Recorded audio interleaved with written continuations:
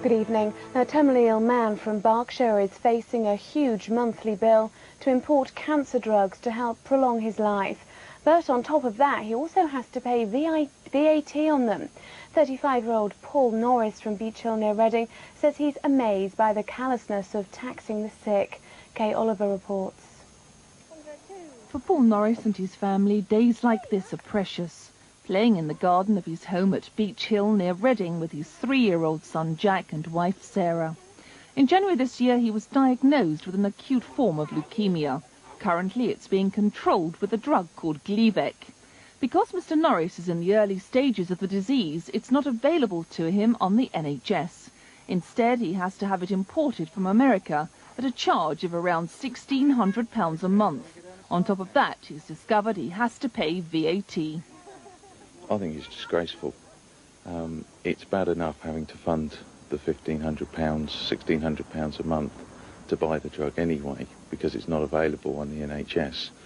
But to then have to pay £270 to £300 extra for VAT, it's just extra money that I can't afford, basically. The Norrises are being supported in their fight against the VAT charges by Reading West MP Martin Salter. It's a double whammy on someone that should, frankly, be having their drugs funded on the NHS in the way that many other people are in other European countries. For Paul, already facing hefty bills, the future is bleak. I will probably be dead in 5 to 6 years' time. I've got a family, I've got a wife and a young son, and I need to ensure that when I've gone, they'll be provided for. I don't want to die leaving them with lots of debts and struggling. Following pressure, it now appears that Gleevec may be available to all leukemia sufferers in Britain before the end of the year.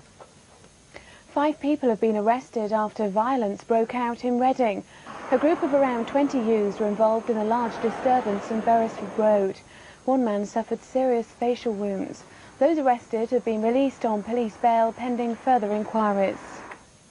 Health groups are warning a crisis could develop after several GP surgeries in the region closed their books to new patients.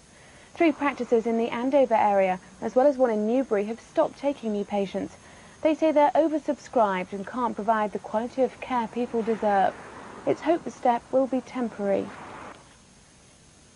A care worker has been ordered to do community service after neglecting her 2 cats. They'd been locked up without food and water for up to a month, as Mary Stanley reports. The care worker who couldn't care for her pets, Nicola MacDonald, left court today without comment. RSPCA officers found her 2 cats in squalid conditions. One was lying in a cupboard and close to death. Vets said both had been without food for at least 2 weeks, and even the water in the toilet had run dry. Your first reaction is, how can anyone leave their animals to starve to death? It's very difficult to understand, especially when we've heard in court today that Miss MacDonald is indeed a caring person, but no care was shown to the 2 cats that were left to starve in her kitchen. Officers asked the Housing Association to let them into the house in Winnersh after complaints from neighbours. Nicola MacDonald had gone to stay with her mother as she didn't like the area, leaving the cats behind. But her trips back home became few and far between. All she had to do was pick up a telephone and ring for help, and this needn't have happened. She already had met me before, she'd spoken to me on the phone, and I'd offered to home the animals in the past, so a simple phone call to the RSPCA could have prevented this. The cats have now been renamed and rehomed. The tabby one, Ted, he was very timid and didn't want to come out or interact, but Bob's a bit more confident. He likes affection, likes sort of joining in, but they've gradually become more and more sort of integrated, and they're making good progress. Nicola MacDonald is said to be full of remorse for her actions. She's been ordered to do 100 hours community service and has lost her right to keep animals for 10 years.